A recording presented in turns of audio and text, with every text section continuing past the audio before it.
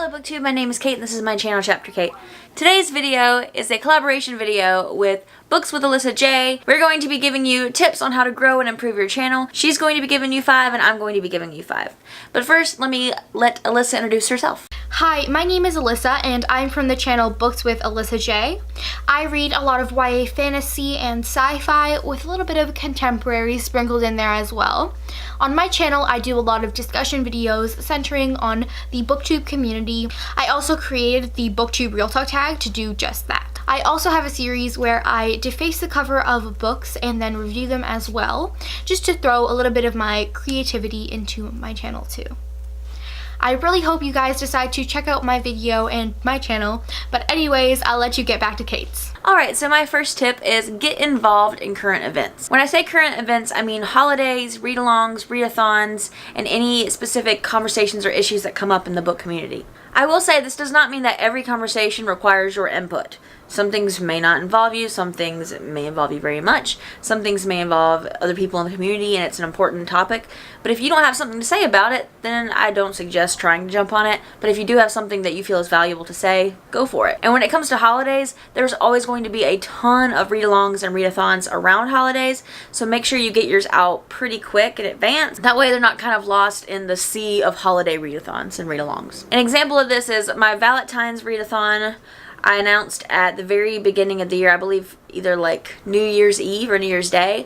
That way there was an entire month before Valentine's that people kind of could start looking forward to it, because I knew that Valentine's is a holiday that there's probably going to be a lot of readathons going on. Two others are definitely Halloween and Christmas. There's always a ton of readathons around those holidays as well. My second tip is showing support for other creators. If you isolate yourself on your channel and you only respond to people, that's your only interaction, or you don't respond at all, then you're not really going to be building a connection with your following or the community itself. So make sure you are not only just responding and interacting with people in your own comment section, but also going to other people's videos and commenting and sharing other people's videos and connecting with people on Twitter or Instagram, things like that. You really want to get involved in the community because that's how you're going to create a support system, and the better your support system, the more satisfaction you're also going to get out of your channel, and then that's going to show in your content that you create. The third tip is series, consistency, and patterns in your videos, whether that be having a specific video series on a certain topic. I have the Power of Words series that I'm sort of working on.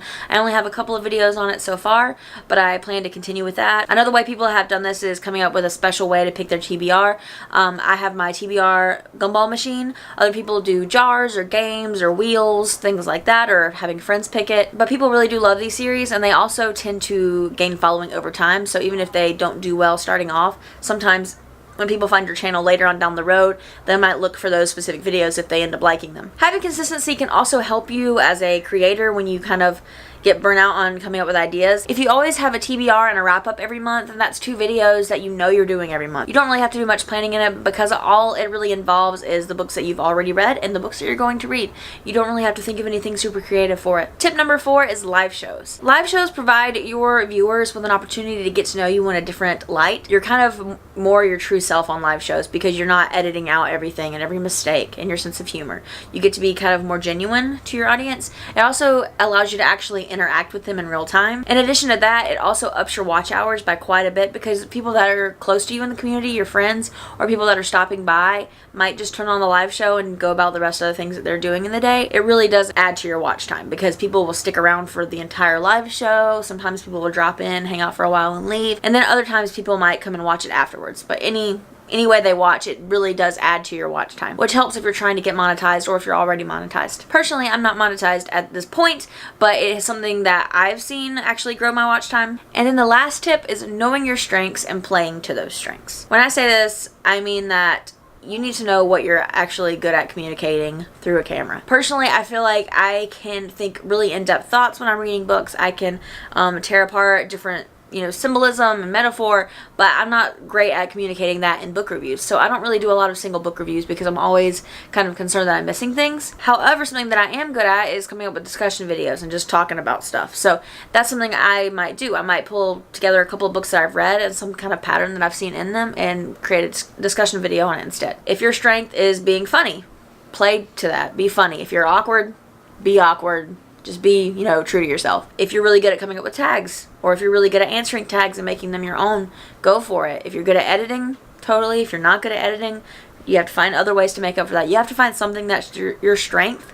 That way that you can kind of feel confident in those videos. And those are my 5 tips for how to grow and improve your channel. I don't really think of myself as well established in the community because I only have 1,000 subscribers and I've only been around for a year. But I do feel like I've noticed some patterns and noticed some things that have worked for different people. I might not always do all these things, but you do have to know kind of what works for you. But that's all for this video. If you would like more of this junk, subscribe below. Bye! Tripping over shadows and I'm drowning in the night. I feel the soldiers coming, I'm done putting up a fight.